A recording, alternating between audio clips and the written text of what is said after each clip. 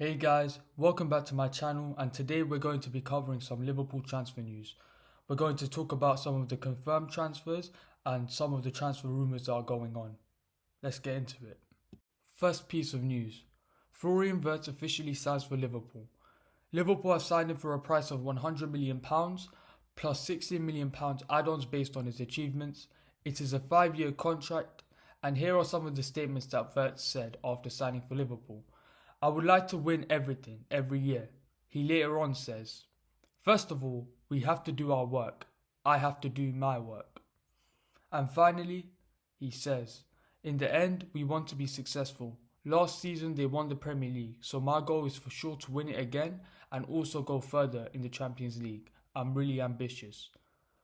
From his statements, I can tell he's an ambitious player.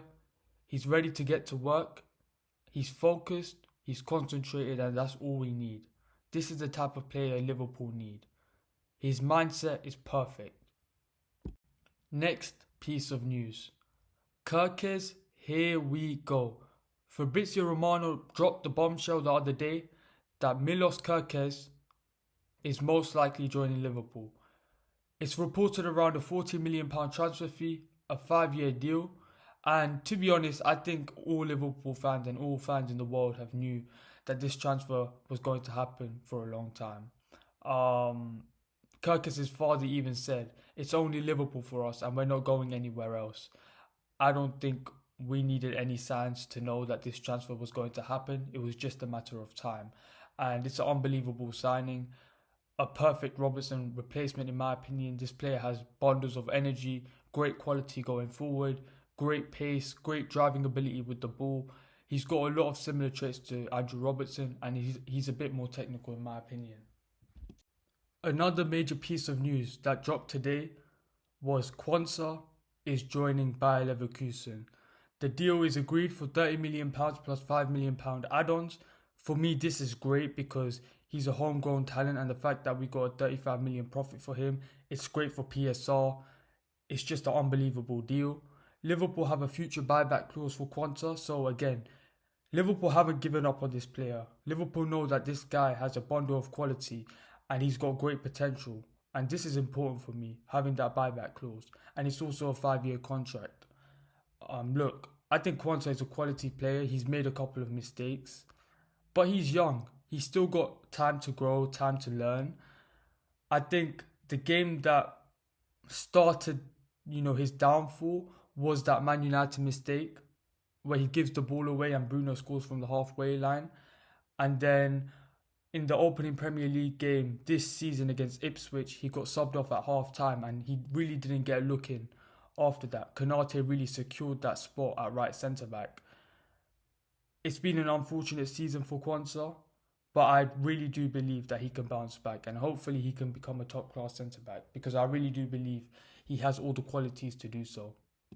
On a less positive note, there are still problems with Konate's contract negotiations. Liverpool Football Club are still trying to renew Konate's contract. Konate's contract is expiring in 12 months. We need to grab a hold of this situation. We need to renew that contract, because in my opinion, Konate is still one of the best centre-backs in the world. He's in his prime. He's physically dominant. Aerially, he's dominant. Ground duels, he wins. There's literally no weakness in his defensive game. Could his distribution be improved a little? Probably. But still, this guy has unbelievable quality. He's in his prime and we cannot afford to let this contract run down. We need to do everything in our power to renew his contract, because I believe he's that good. He's been so good this season that he's been better than Van Dijk in certain spurts of the season. And I know a lot of people will point to the mistake that he made against PSG, but it was only one mistake. Give him a break. Every centre-back makes mistakes. He's a top 5 centre-back in the Premier League. To be honest, I think he's better than that. I think he's a top 2 centre-back in the Premier League. I really do believe he's that good. Hopefully we can renew this contract. In January, he can reach pre-agreements with other clubs, which is a big problem. And look, Real Madrid are heavily interested in him. I hate Real Madrid with every single bit of my soul. Genuinely. Leave us alone, you devil. satanic club. Leave us alone, goddammit. Just please. Look at Saliba. Look at Gabriel. Look at anybody else but my boy Konate, please. With the departure of Quansah, Liverpool's depth at the centre-back position is very weak right now. Hence the reason why Liverpool aim to sign Guehi.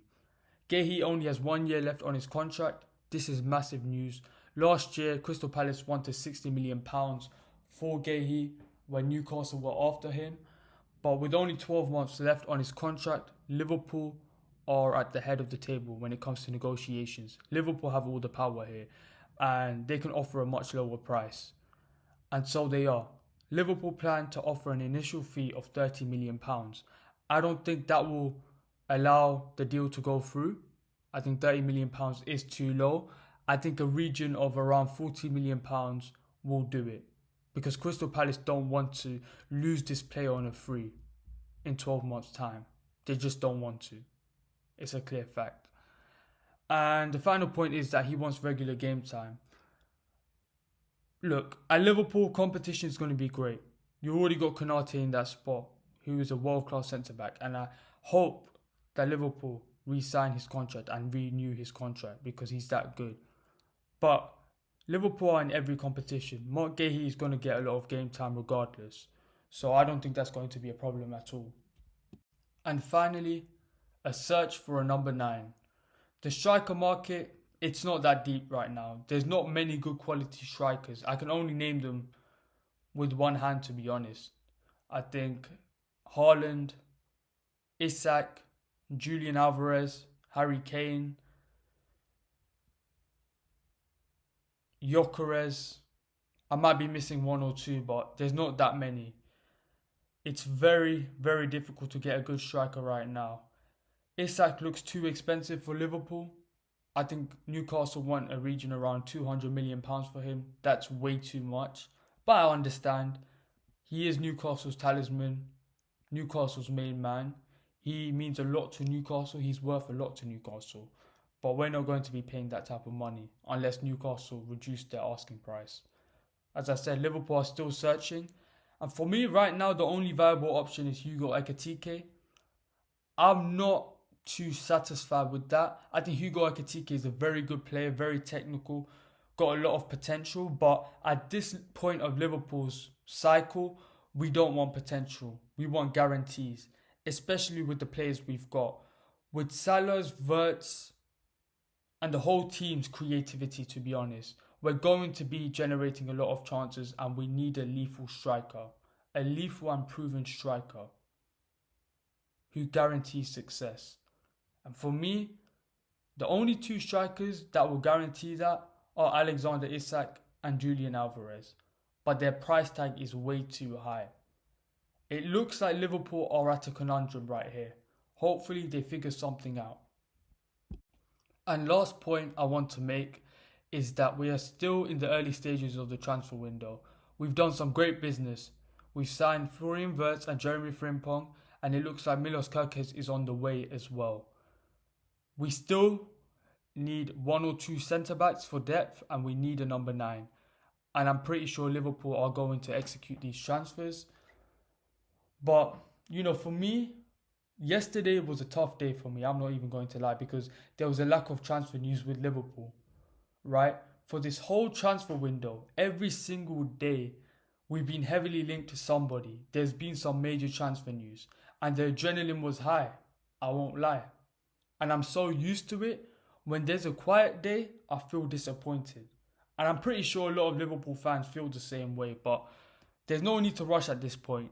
Take our time with the signings now, look for the right profiles, and just make sure we execute these transfers. And if we can do that, it will be an unbelievable transfer window, and there's a lot of things to be excited about next season. Thank you guys for listening to the video. Like, share, comment, subscribe, and peace.